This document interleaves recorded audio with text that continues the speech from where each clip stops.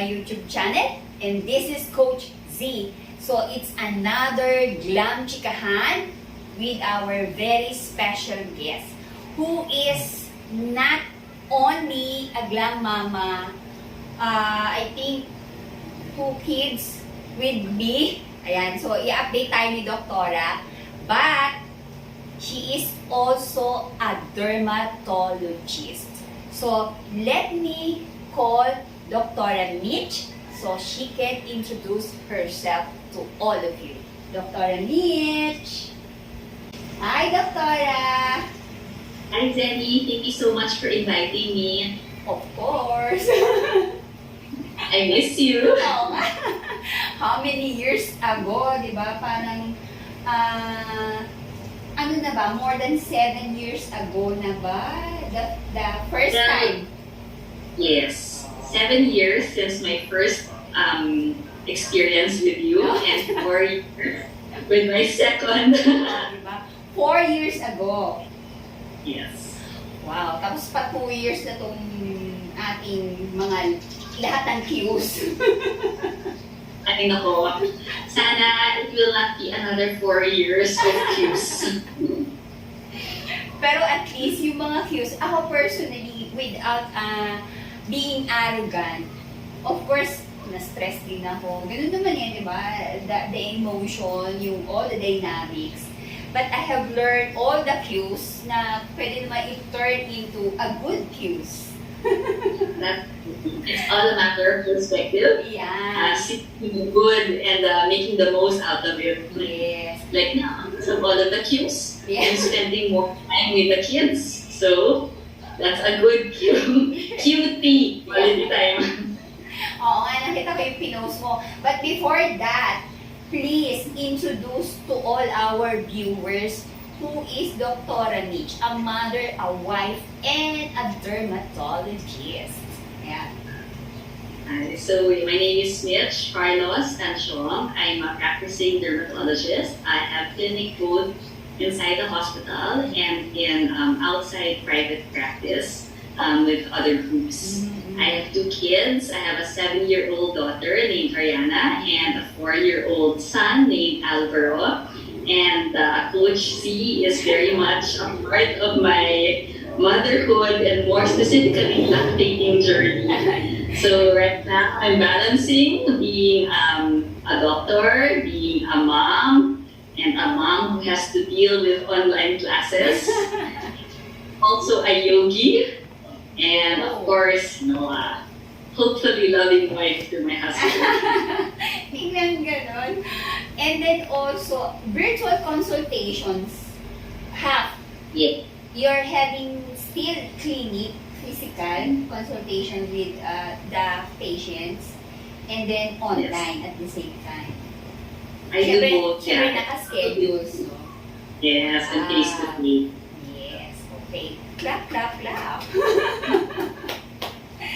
So, Doc Mitch, can you walk me through back again dun sa yung first breastfeeding journey with me? As you said na, yeah, nagkita tayo with Alvaro. With Ariana. Yes. Who is 7 years old. That's right. When is her birthday, Doc? January 30, 2014. Wow. So it's been quite a while already, so I've known you for a long time. Of course, I'm a doctor, so when I was pregnant, as any doctor would, I read everything, I watched everything, I attended all of the, at the time, wala pang Zoom webinar, so every time there was, any birth or child rearing symposium, I attended, so I felt I was so equipped to have my baby and to take care of my baby. Labor took me more than 24 hours. When right after I gave birth, I didn't have any feeding issues. But then, I delivered via normal, spontaneous vaginal delivery, So it was when I got home, maybe about 3 to 5 days after I gave birth, that I started to have congestion. So it was such a frustrating experience for me and for my baby. I couldn't express milk. My baby couldn't drink from me. Thankfully, my older sister referred me to you. Wow. I don't know if you remember Nicole. At the time, yeah. So at the time, her youngest was 11 months, and she also looked onto you for help with her own breastfeeding journey. So she gave me your contact information. And thankfully, on the day that I needed you, I know you already had a schedule planned out, but you said, okay, you came to my house and you really saved me. Every time I read kasi about congestion, it's told to put warm compress on the breast, and it was only you who said you have to cold compress. So that really, really worked. So yeah, that was with my 7-year-old. Yes. And can you imagine the one na in-experiment ko ang cold compress is, her, the CEO of B&B Hypoallergenics. The one and only Laura, diba? So, kilala mo siya, Doc. Remember, mamaya pag-uusapan natin yan, diba? Moving forward. So, thank you. Yes, I remember.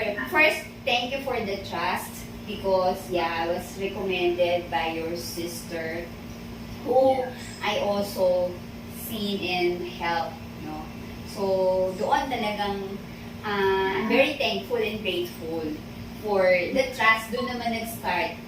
So, I remember it's a late afternoon. Iba pa yung kay Alvaro mas late yun. Ayun, fresh pa yung memory ko doon, di ba?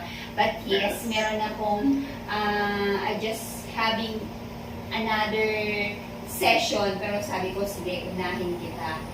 And then, medyo traffic that time pa going to your place. Diba? And wala pang Uber and Grab at the time. Yes. So, sinundo ba ako ng husband mo or nag-cab ako noon? I think you were picked up. Or dinrap ako, no? I think parang we picked you up from another client, and then we brought you home also. Yes. O yun, di ba? Emergency yun, emergency. Emergency talaga. So, when you say na congest, ano yung word na ginamit mo, yung term na ginamit mo, Doc Mitch? Congested. So, it's the same when Doc Mitch is saying or telling congested breast, meaning inflamed na siya, yung severe, yung fullness talaga, di ba? May pain. I don't remember kung nag-fever ka ba somehow before I see you. Not yet. Not yet. Not yet. Yes, but it's a good thing you came just at the right time before things progressed. But I remember at the time, my breasts felt like bricks. It was really hard, and it was painful, and it was already a bit warm to touch. So we were able to abort any infection that was caught. Very true. So yun, nakita ko yung how you handle it or how you manage it. Siyempre, like naman, I'm telling this to all the moms from time to time that I'm seeing. It's you, the mom, who's going to endure, diba? Who's going to persevere. Ikaw lahat yung gagawa. Kasi pag wala na ako, yung mga shinare ko, tips, or how do you go through about it when something new happen. Kasi iba pa yung nangyayari. Tapos may mangyayari pang iba, di ba? So, what I'm always telling the moms, especially sa'yo din, Doc, is, yeah, mag-persevere ka lang, di ba? Just endure it, then keep you posted. Yes, unfortunately, nobody can really help you breastfeed because it's only you who can give that nourishment to your child. So you really have to be determined. Actually, I think I found my breastfeeding journey more painful than my labor. So, but then, it's something that, of course, just looking back, it's all worth it. Yes. Are you one of those mom na, kasi ito very recent, ang dami, sabi nila, itong isa ko, pinaka-latest ko pinupuntahan, 3 weeks na yung baby. 3 weeks pa rin siya nagpe-painkiller because of the pain. No, I think I only took my painkiller for 1 or 2 days, and then I was able to deal with the pain right away. And what's so interesting is that I think because every breastfeeding journey is of course different. You live in the same house, you eat the same food, but then each child is different. With my second baby, my 4-year-old, I was in and out of the labor room in about 2 hours. When I got to the hospital, I was already 7 cm. Breastfeeding, I didn't really have any issues, but I told my husband before I gave birth, said, please make sure to call Coach Z so that when we go home, she's there already on standby. So I didn't wait anymore for any possible complications. We asked for your help right away. So it was so much easier with my second child. True. Pahapon na yun sunset na nun nung dumating ako when yes. I arrived, diba? Sure. I remember it. So yes, oo. Kumbaga, it's very practical, and very, talaga, to prevent kung ano yung mga nangyari. Sure. Yes.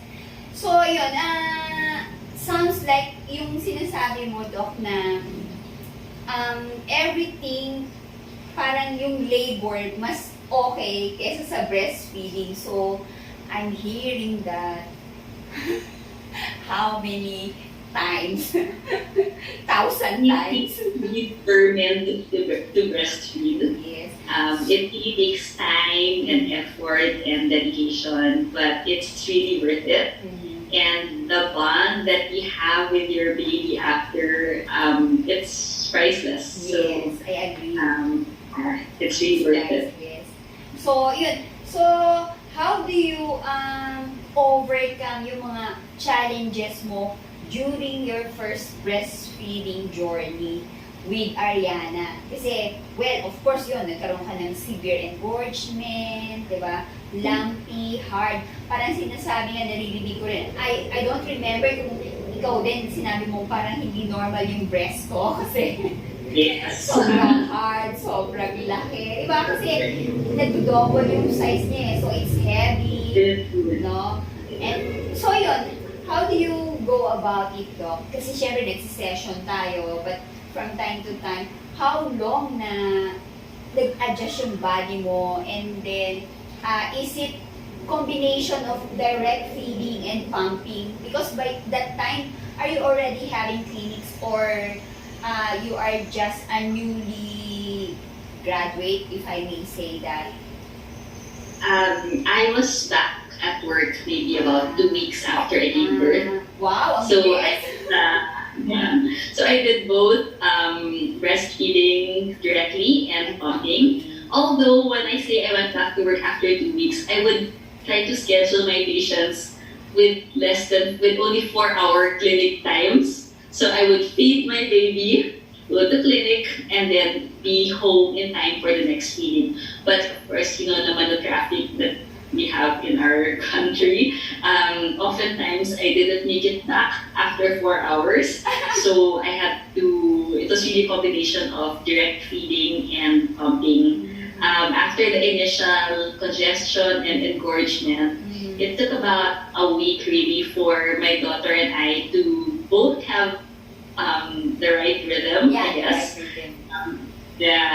So it really took time, and I don't know if babies can understand you, but what worked for me was I used to talk to my kids. I'd say that I tell them that I love them and that I'm doing this for them. I want them to have the right nourishment. And I said we'll work together. So I really don't know if they understood. Of course, they were just so few days old. But with that, and with time, and with help, of course, from friends, family, support with husband, things worked out. Okay. Well, for me, yes, kasi if you remember, I'm always telling the baby when I'm latching them to the moms, no, kung nare-remember mo na, sasabi ko, big mouth. Yeah, that's right. Parang, Maybe na nila. diba, naiintindihan mo na, like sa timing naman, diba? So, I'm used to that big mouth. But I remember I have one Spanish mom with twins, so parang may postpartum na rin siya. When I said dun sa mga babies na latching, no, big mouth, so parang na siya, in pain, and sobrang iba na rin. So sabi niya, how come my baby understand that there are only 3 days old? But And then after they hear big mouth, they know that they're going to get fed, so they have a reward after. So it becomes something familiar to them, and they follow. I can just imagine how challenging breastfeeding can be for ladies with multiple children. It must be extra challenging. wow. So how long have you been doing that with Ariana? Yung direct feeding, tapos, diba, parang, wow, napaka naman yung dynamics na, ito yung 4 hours, going home, Yeah. feed, and then So- seeing patients. Wow. Eventually, I had to increase my time in the clinic, so I end up more or less pumping during the day and then feeding directly at night. And I was so surprised that I was really able to build up my stash, my breast milk. Our whole freezer was almost full of breast milk, and I even got to donate some milk for from mothers who have a hard time expressing breast milk. So, aside from work, I was able to travel and keep every single ounce of milk during our travels and still feed them to Ariana. I'd bring them home. You know what? It's funny, in the hotel room, so I had to store my milk there. I would bring tape the refrigerator of the hotel, and then I'd put there, please do not touch. Because I didn't want anyone messing up with the milk. So I put there, please don't touch. Then of course hand carry all of the milk back home. And then feed them to my daughter, and of course put the frozen ones in the freezer. I actually had a hard time weaning from breastfeeding with my 7-year-old. I fed her for more than 2 years. And then, and the thing is, I got married and started having children a little bit later in life, so I wanted to finish breastfeeding her before getting pregnant again. I had a really hard time. I actually had to leave. I went abroad for 3 weeks. So that I would stop breastfeeding Really? my daughter. So, Yes. without Ariana, with you? I don't know. Yes, I went abroad without her. So that was really tough. But she was over 2. I knew that she didn't really need the nourishment from the breast milk anymore. She was eating well. If ever, it was really more of, just the bonding, the attachment. And I found that when I got back home, of course, she wanted to feed again from me, and It really took a lot of willpower to say no. And again, a lot of talking to her. But when that happened, she started to sleep through the night already. Because before, she would wake up in the middle of the night just to feed. But then when I said no, she ended up being a better sleeper. So it worked out. So, meaning, co-sleep kayo. Kasi two kinds of Yes. co-sleep, no? One is within the same room, but the baby is separate. No? Pero ikaw, ito yung co-sleeping in the same room, in one bed. For the first year, Yeah. I had a bassinet beside me, a packet plate.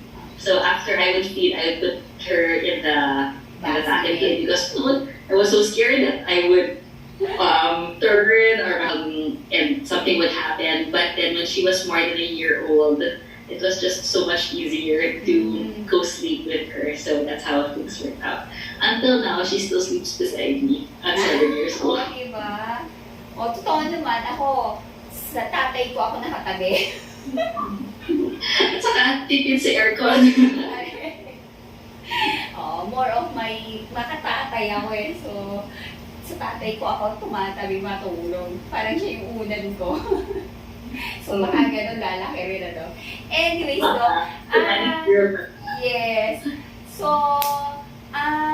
wow, can you imagine yung time of doing that? Yung travel, and then seeing a patient, and then expressing milk, diba? Even with or without Ariana, you really did that. Diba? Na walang excuse. Of course, challenging. So, ito yung isang encouragement natin to a lot of moms, no? Na, lalo na ngayon, limited na yung paglabas, diba? Mas easier kasi lahat halos ng na-interview ko na having this chikahan. So, sabi nila, meron akong mga few months na still breastfeeding. So, sinasabi nila, at least, walang hassle. Hindi ka na need to pump anywhere else, diba? Kasi sa bahay ka na lang. So, the kids can feed on demand. yes. Or at even though na nagpa-pump lang sila, no rush pa rin kasi hindi ka magta-travel, diba? Yung at the comfort of your home, may stored mo na yung breast milk. Wala nang hassle-bustle na carrying the bags and everything.